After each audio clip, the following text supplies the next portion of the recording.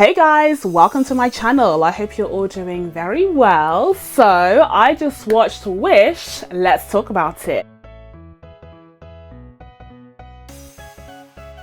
So Wish is the 62nd Disney animated classic to come out, and it's a very special film because it's been released in Disney's centenary. Yes, Disney is 100 years old, and normally that would have been cause for celebration, for great jubilation, but unfortunately the company has been facing all of these problems, controversies, issues throughout the entire year. So unfortunately it has not been the year of great celebration and jubilation that Disney likely wanted because of all of these problems, both industry-wide but also within the company itself and within each of its verticals. But still, Disney pushed on and they proceeded to produce several kind of clips and bits to celebrate the 100-year mark, and this film is clearly part of that celebration. And so today we are going to be discussing whether I think Wish is worthy of the honor of being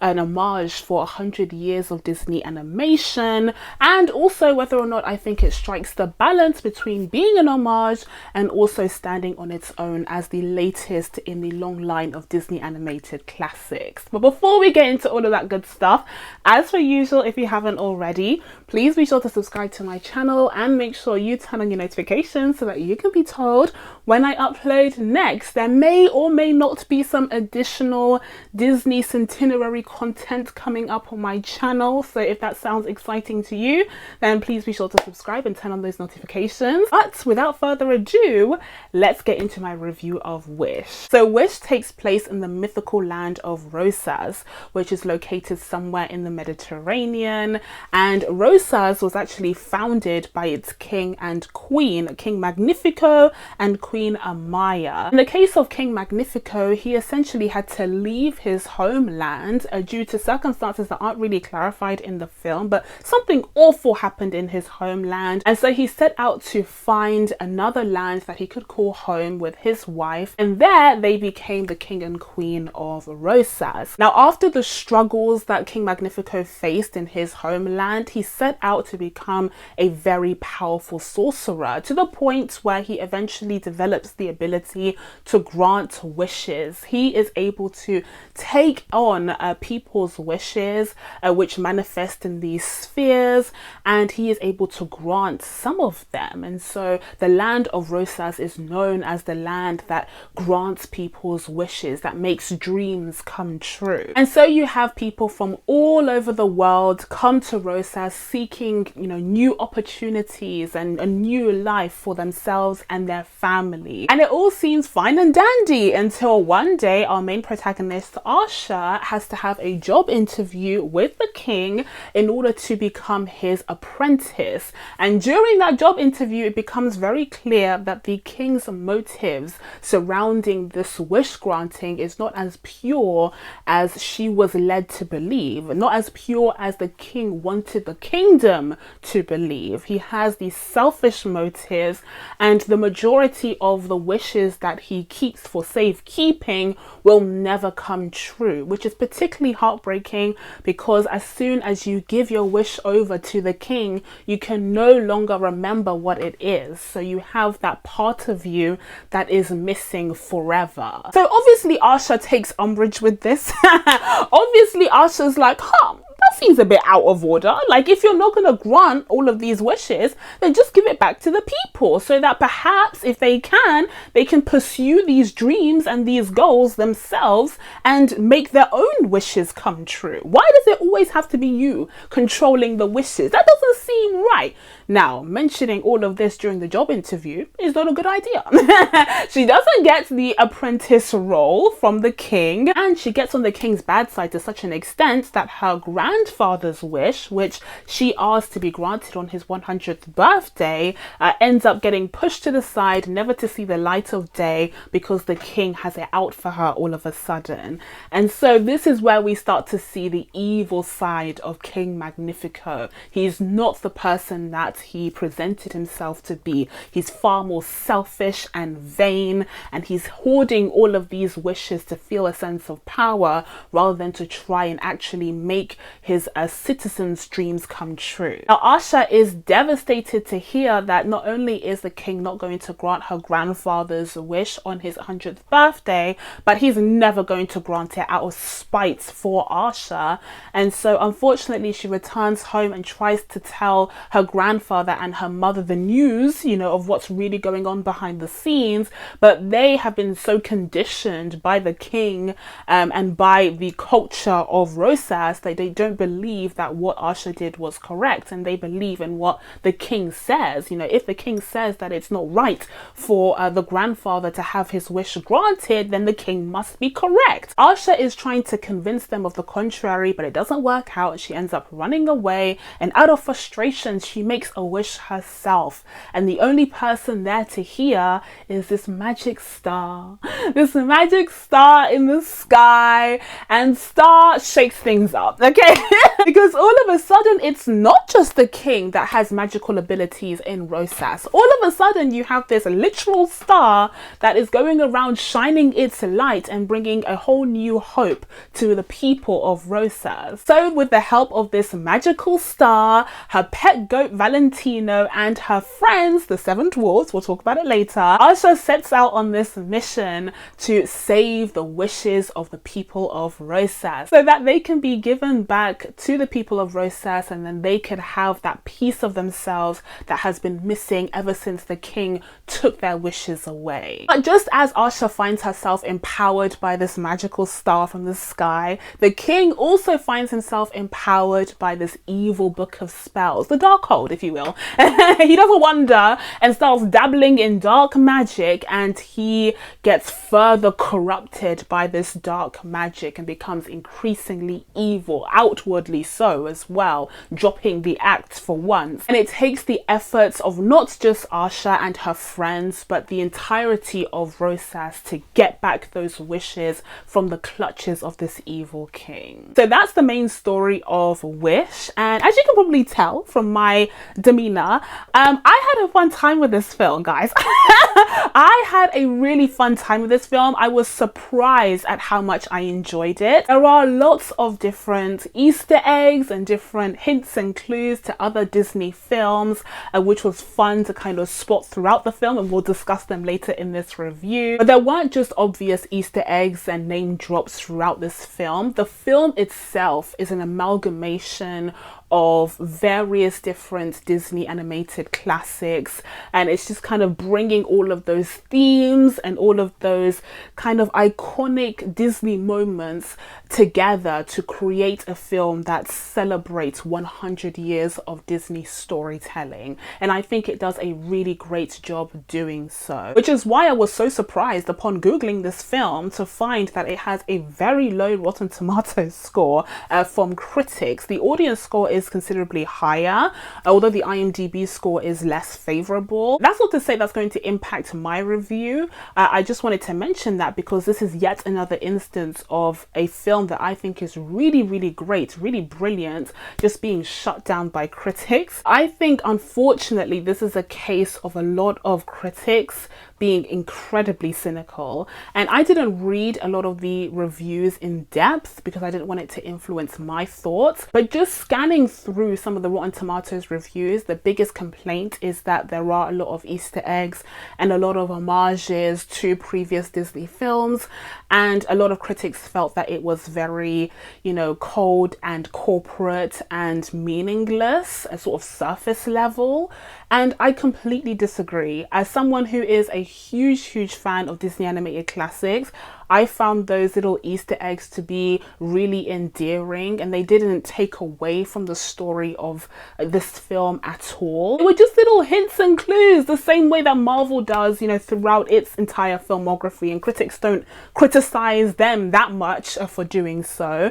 So it's very bizarre, and it feels weirdly malicious for these critics to come after this film so hard, because the film that I watched today certainly does not deserve 50% on Rotten Tomatoes. The artwork and the creativity and the storytelling that I saw today is definitely not on that level, and I don't know what everyone else is drinking, honestly.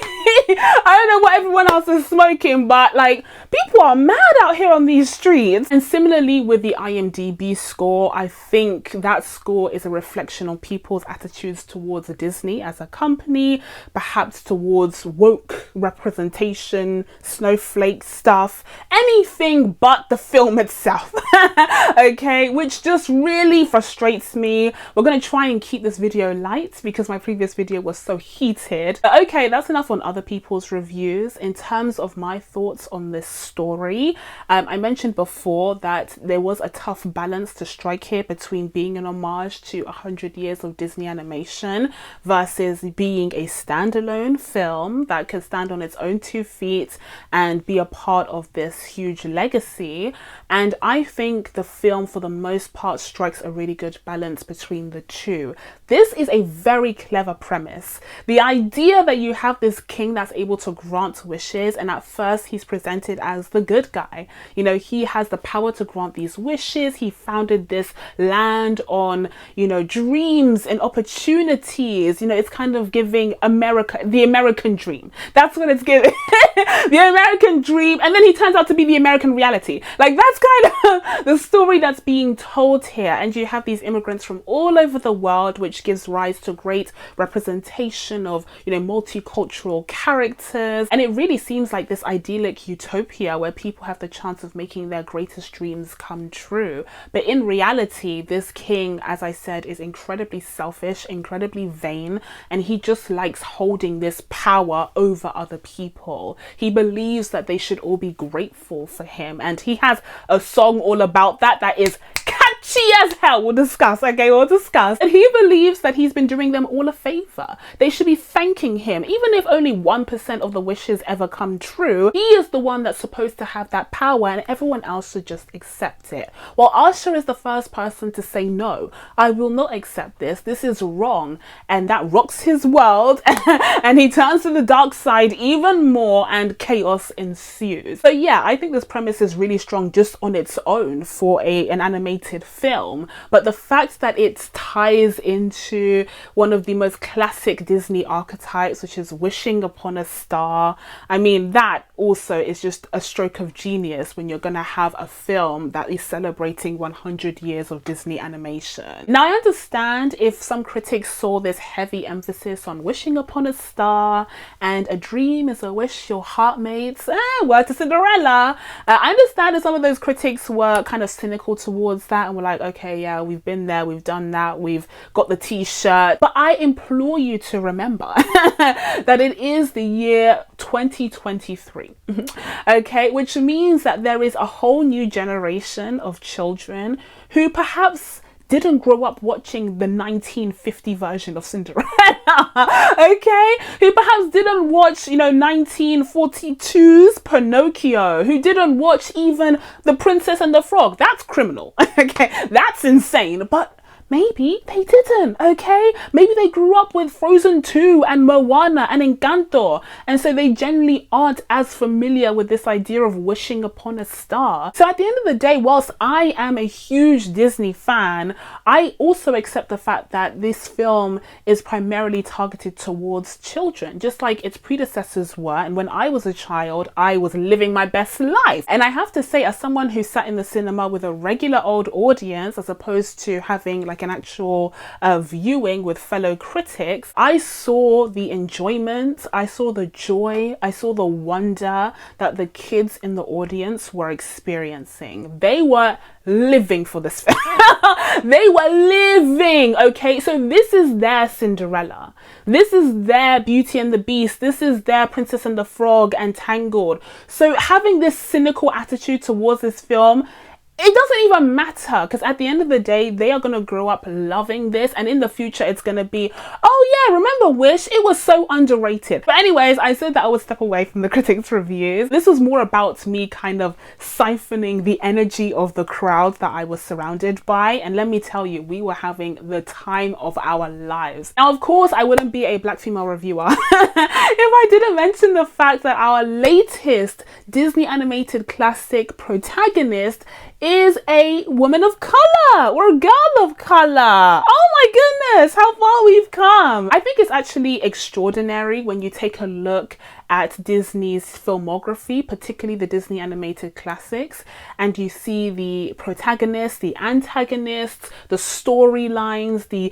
types of animation. It can tell you a lot about the socio-political contexts that these films were created in. That just speaks to the longevity of this company, the fact that they've been around for the last 100 years of American history, that their work actually reflects some of that to some extent. And in the case of Wish, the types of characters that we see on display here is a result of Disney's push for representation of different groups of people that have been underrepresented in its, films in the past, and also in Hollywood at large. And this has been something that has been very controversial among some groups, but I have really appreciated and been grateful for this move in the right direction, in my opinion, when it comes to representation. And they don't always get it right, okay? Disney is, relatively speaking, a very conservative company, so it doesn't always get it right. But if you take a look at Disney's filmography from Snow White to Wish, a lot of work has been done there, okay? Because Asha is a rarity in that lineup. Asha is the exception, not the rule. And so I'm glad that we're moving towards this direction. In terms of the protagonist herself, I think Asha is a brilliant addition to the Disney protagonist lineup. I really, really enjoyed the character, and I think she had a brilliant personality. I will say, I do think her personality is very similar to many of the Disney female protagonists that we have gotten in recent years, like Anna from Frozen, or Moana, or Mirabelle. They're starting to blend in together just a little bit, but this is nothing new for Disney really, because if you consider Snow White, Aurora, Cinderella, they're all very similar female characters as well. But I would hope that we would start to kind of distinguish these characters just a little bit, just to make them feel more special and unique. And the same applies to her aesthetic as well. I think her look was far too similar to that of Rapunzel's from Tangled. I would have liked to see her in a different kind of dress, a different kind of color, to really make her stand out as her own character. Now at the end, it is revealed that her costume is very intentional, because it pays homage to none other than the fairy godmother, who does what? Grants wishes. Yes, Asha becomes the fairy godmother of Rosas, which I think is a nice little twist there. They could have done a little bit more to expand on that, or lead up to that just a little bit, because she goes from not knowing what to do with any magic at all to being called the fairy godmother and given a whole wand. As great as the hero is in this film, a Disney animated classic, in my opinion, is only as good as the villain. The villain. And let me tell you something right here, right now, okay? Chris Pine's King Magnifico was eating the girls up. He was eating them all up. He was, dare I say, Magnifico. Dare I say, he was magnificent, okay? King Magnifico, like I said, he's selfish, he's vain, he doesn't care about anyone but himself. He loved his wife, but that soon turned when he was corrupted by the evil book. And he is just a brilliant, classic evil villain. We're not playing around with the grey zone anymore. Disney is just giving us a true, iconic villain, and to which I say thank you. To which I say thank you very much. I'm eating this up between Guardians of the Galaxy Volume 3 and Wish. The true villains are back. True villainy is back, and I couldn't be happier. You could tell that the creative team behind the film had such a great time with this character, because he had like the best scenes, he had the best songs, he had the best like animation, like visually he's stunning, so it makes sense that he's voiced by Chris Pine. Like, it was just a perfect package. A perfect package for a villain. I think his motives were strong. It's clear that he had a lot of trauma from his past life in his homeland that he was trying to run away from, and there's this idea that, you know, he had dreams and wishes that were unfulfilled for him, and it was painful knowing what they are. So I guess in a way he wanted to do a kindness to the people of Rosas by erasing their memories of these wishes, but it was very selfish of him to do so. He should have given them an option, and so the people of Rosas were left feeling like there was something missing in them. It kind of took a piece of their soul, and so yeah, here you have the villain origin story of a lifetime. Is the brilliant Valentino. Valentino is an icon. Valentino is of course Asha's pet goat, who is voiced by Alan Tudyk, and he follows on this long legacy of animal sidekicks who can talk that we have seen across pretty much all Disney animated classics. So it was a given that we were going to get a new one, and I think Valentino is definitely one of my favorites, especially of recent years. But other standouts also include Asha's friends, who it turns out are inspired by the 7 dwarves from Snow White and the 7 Dwarves. So if you watch the film, you'll notice that each of the friends have similar personalities to one of the dwarves, and their names start with the same letter to the name of the corresponding dwarf. For instance, we have Safi, who is the friend who has allergies and sneezes all the time, and he is of course inspired by Sneezy. And you have the second most iconic of the friends, if you ask me, and that is Gabbo, who is inspired by Grumpy, and he has like the sassiest attitude. He's so clearly a 2020s character. He sticks out like a sore thumb in that way, but he has like the sassiest, grumpiest attitude. He was one of my favorite characters of this film. But then you also have Simon, who is said to be inspired by Sleepy, but Simon isn't just sleepy. He kind of feels like verging on depressed, really, and that's because he is 18, so he had the wishing ceremony with the king. He gave away his wish in the hopes of one day it being granted by him, and since he gave away that wish, he hasn't felt the same. It's felt like there's a part of him that's missing, and so he's our first inkling at something being wrong in the kingdom of Rosas. So those are just some examples of the Easter eggs that's dotted throughout this film, but we'll go through more I think near the end of the review. But first I want to touch on some other things that I really enjoyed, and first up we have the music. The music is banging. Yep. The music is banging, okay? Now, I will say the music has a distinct 2020s feel to it, and that might get on some people's nerves. Sorry about it. I don't know what to tell you. We're in 2023. But I think the songs were really catchy and really strong, and not quite as strong as Encanto. I think if Lin-Manuel Miranda had given Wish the Encanto treatment, I think a lot of people would have been turned over on their opinions of this film. I definitely felt like these songs were consistently better than the ones that we got in like Frozen 2, for instance. I would say that Julia Michaels and Benjamin Rice did a great job writing these songs, and Ben Metzer did a great job composing them. Although if I did have one critique when it came to the music, it would be that the songs have far too many lyrics in them. The songs are very wordy and they have far too many lyrics, and sometimes the lyrics are difficult to hear, which I think isn't great for a kids film. Even I was trying to follow along and I'm like, how are kids gonna sing along to this? Like, this is very, very wordy. They played more like pop songs than they did songs from a, you know, children's musical. Now, as much as I enjoyed this film, I wouldn't say it was perfect. I did have a few more critiques. First of all, when it came to the story, whilst I think it does strike a good balance between being an homage and standing on its own, the story itself is still pretty rushed. I think it was trying to do a lot within a short amount of time, and a lot of these Disney films are about 90 minutes long, but they don't all feel as rushed as this one did. Like I said, I didn't really feel like they did a good enough job of exploring why Asha would be the chosen one to grant people's wishes. Like, she didn't really have that magical ability throughout the film. I also would have liked to see a short scene exploring King Magnifico's backstory and further explaining why it is that he felt so obsessive about keeping people's wishes. Like I said, you get the sense that he has a lot of trauma surrounding wishes that never came true, and so he thinks he's doing the people a favor. But perhaps if we actually saw some of that instead of me just guessing, I think that would have enriched his character and the story even further. Another oversight was Asha's wish. I don't believe we ever got to hear about what she would have wished for. She's 17 at the time of this story, and her birthday is months away, as her friend points out. But, you know, she was due a wishing ceremony of her own, and I wonder what she would have wished for. I don't know if she mentions it. Maybe something to do with her dad or something.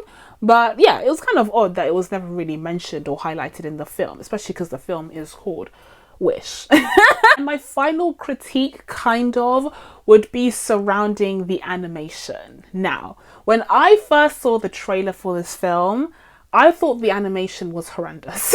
I'll be honest, I wasn't a fan of the animation style. I appreciated the fact that they seemed to be trying to do something different and something new. I call this the Spider-Verse effect, because we've seen quite a few animated films come out that have tried to step away from the Disneyfication, Pixarification and DreamWorksification of animation style and try to do something new and different, innovative and unique. So we saw that, of course, with the Spider-Verse films, and that made way for, you know, Puss in Boots 2 and Teenage Mutant Ninja Turtles Mutant Mayhem. So ironically, now you have Disney seemingly taking notes, okay, realizing that people are a little bit bored of the same old when it comes to the animation style, and trying something new and different in a film that is extremely important to them, because it is, of course, paying homage to 100 years of animation innovation. But whilst the intent is cute and endearing,